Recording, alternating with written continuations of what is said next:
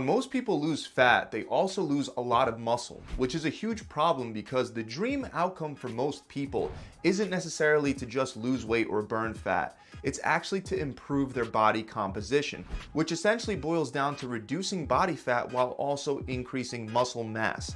And if you lose muscle every time you try to cut away some fat, you're just going to stay stuck in a cyclical process where you take one step back for every step you move forward. So to actually ensure progress, I want to give you guys 9 rules that you should follow whenever you're trying to reduce your love handles, your belly fat, or any kind of fat without wasting precious muscle mass in the process. And the first thing is to make sure that you base your caloric intake on your current body fat percentage to maximize fat loss while minimizing muscle loss.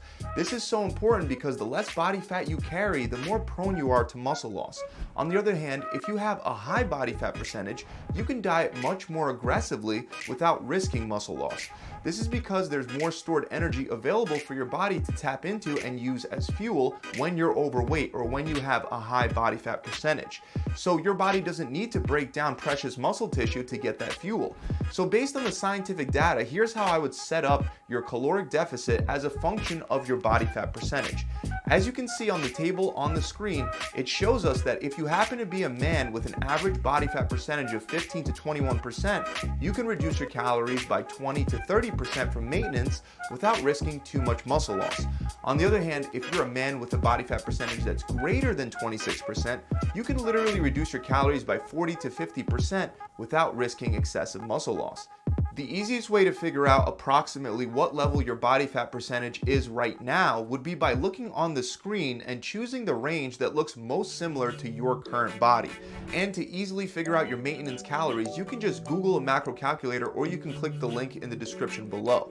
Just keep in mind that it's totally fine to diet less aggressively than the numbers that you see on these tables. But to avoid muscle loss, I highly recommend not exceeding the calorie deficit ranges that you see for each category. Also, since no macro calculator is perfect, you may want to keep track of how much weight you lose every week. If you lose more weight than the numbers in the maximum weekly weight loss column indicate, then that could be a sign that you're dieting too aggressively.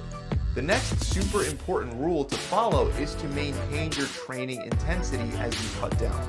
From the training side of things, this is by far the best thing you can do. Unfortunately, when you're in a calorie deficit, it can become harder to recover from your workouts because the calorie deficit itself triggers physiological changes that impair recovery.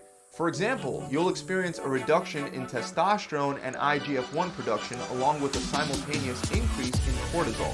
All of these changes are far from ideal for muscle growth and recovery. So most people will adjust their workout to make up for the reduced energy levels and their reduced recovery capacity.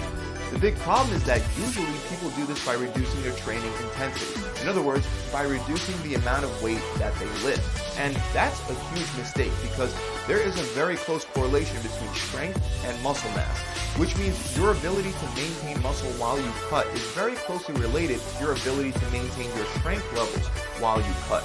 So even though you will most likely lose at least some strength each week as you diet, you shouldn't just willingly reduce your weight load every week because you have less energy. You should fight to maintain that same intensity throughout your entire cut, almost in the same way that you would train if you were trying to gain strength. You should only reduce the weight when you physically can't lift the weight for the intended rep range that you're going for while still maintaining good form, of course. Instead of reducing intensity to match your lower energy levels, it's a better idea to reduce your rep and set volume during a cut. So, for example, before your cut, you might have been able to do 225 for 10 reps, but during your cut, you can't do more than 6 reps. I'd rather you keep the weight at 225 and fight for those 6 reps. Of course, if you keep dieting and your rep range drops to 2 or 3 reps, then you will have to drop the weight, but only drop the minimum amount of weight that you need to get your reps back above your target rep range, which in this example would be 6 to 10. Another eating strategy that you should use is calorie cycling. which is basically eating more calories on some days and fewer calories on others. So let's say that to lose fat, you need to stay under an average of 2,300 calories per day. Instead of maintaining the same deficit every single day, you could have 2 really low-calorie days of, let's say, 1,400 calories, and that would allow you to have 2,660 calories on the other days while creating the same total calorie deficit at the end of the week. Research shows that cycling like this improves diet adherence, diet satisfaction, and weight loss compared to continuous calorie restriction. On top of that, calorie cycling may help you maintain muscle mass as you're burning fat. This is because when you lift weights, you stimulate something within your muscles known as protein synthesis, and that leads to muscle recovery and growth. So it's been shown that muscle protein synthesis is elevated by 50% 4 hours after heavy weight training and 109% after 24 hours. However, after longer time lengths, like 36 hours, we find that protein synthesis rates drop to only about a 14% increase above baseline. What this all means is that your muscles are in an optimal muscle building state for about 24 hours after your workout, but after that, protein synthesis drops significantly. So you can take advantage of this with calorie cycling by eating more calories on workout days and fewer calories on the days that you rest. You'll also want to make sure that your diet contains enough fat. A lot of people make the mistake of going on a low-fat diet, or they just arbitrarily try to avoid fats since fats make you fat, right? Well, not exactly. It turns out that fats can not only be good for fat loss, but they're also essential for optimal hormone production. Specifically, testosterone is very negatively affected when your intake of fat falls below 20% of your total daily caloric intake. In a systematic review and meta-analysis, men were first put on a high-fat diet with 40% of the calories coming from fat, and then they were later transitioned to a low-fat diet where 20% of the calories were coming from fat. And researchers found that the low-fat diet decreased testosterone levels 10 to 15% on average. Specifically, vegetarians that were on low-fat diets were most vulnerable to testosterone losses, some experiencing up to a 26% reduction in test levels. So make sure at least 20 to 35% of your diet is made up of fats. An easy way to check if you're getting enough is by multiplying your body weight times 0.2. If you're under that amount in grams of fat per day, you may want to consider upping your fat intake. Out of all the fats, you want to try to get more omega-3s in your diet because research shows that consuming more omega-3s improves exercise performance, muscle growth, and lean body mass. Next, let's talk about cardio. You'll want to avoid doing excessive amounts of cardio because that can make maintaining muscle much more difficult during a cut.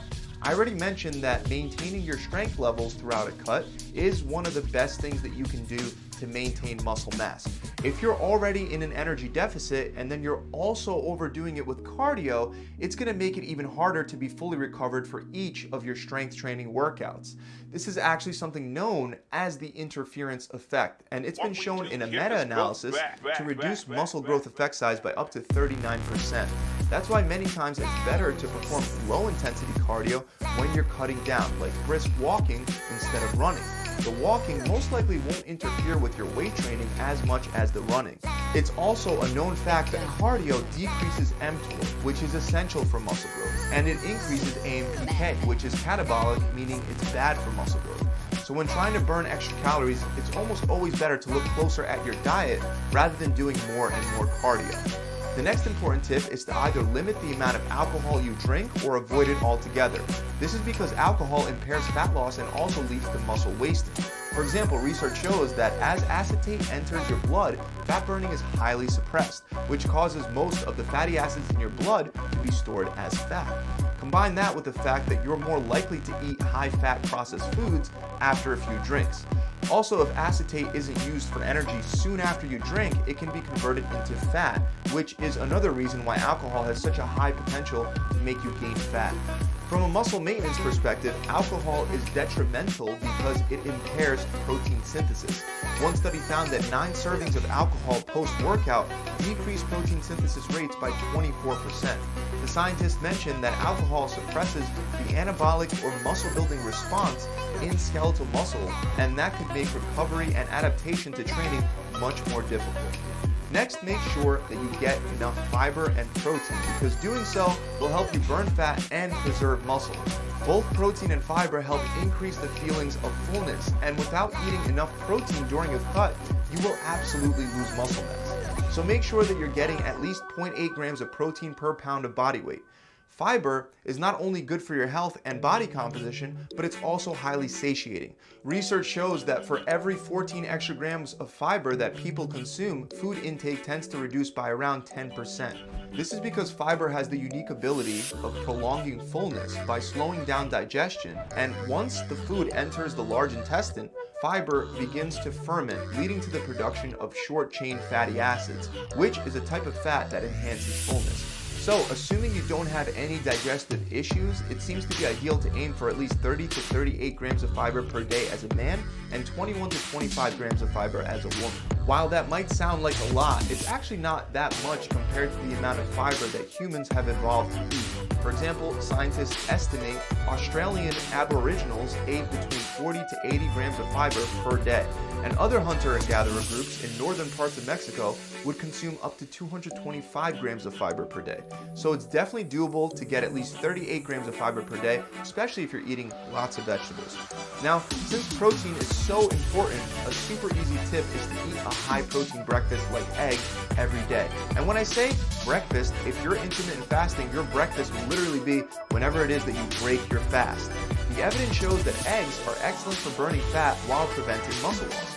One egg contains about 6 grams of protein, and that protein is of high quality since it contains all 9 of the essential amino acids, making it a complete protein source. On top of that, it's one of the world's best sources of leucine, which is the most important amino acid for muscle growth because it activates mTOR, which, like we talked about, is the primary muscle building pathway in the body. Aside from benefiting muscle mass, the high protein content makes the egg also amazing for losing weight, especially when eaten for breakfast. For example, research links the regular consumption of an egg-based breakfast to increased weight loss over time. That's most likely because having eggs for breakfast raises levels of peptide YY and glucagon-like peptide 1. These are 2 hormones that regulate appetite and promote the feelings of fullness. Finally, last but not least, it's a good idea to try to maintain a consistent eating schedule to burn fat while retaining muscle. Research shows that being inconsistent with your eating schedule increases hunger and cortisol while impairing insulin sensitivity and the thermic effect of food, all of which can slow down fat loss. An increase in cortisol tends to have a negative effect on your belly fat, which partially explains why people with chronically elevated cortisol levels are categorized by abdominal obesity. So don't eat 6 meals today, 3 meals tomorrow, and 1 the day after that. Keep it consistent and do your best to spread your protein intake more evenly throughout the day. For example, even if you fast for longer than 16 hours and you only have 2 meals a day during your feeding window, research shows that a more even distribution of protein in each meal is better than skewing the protein intake and having one very high protein meal along with another very low protein meal. So just like with your workouts, consistency with your diet can really help.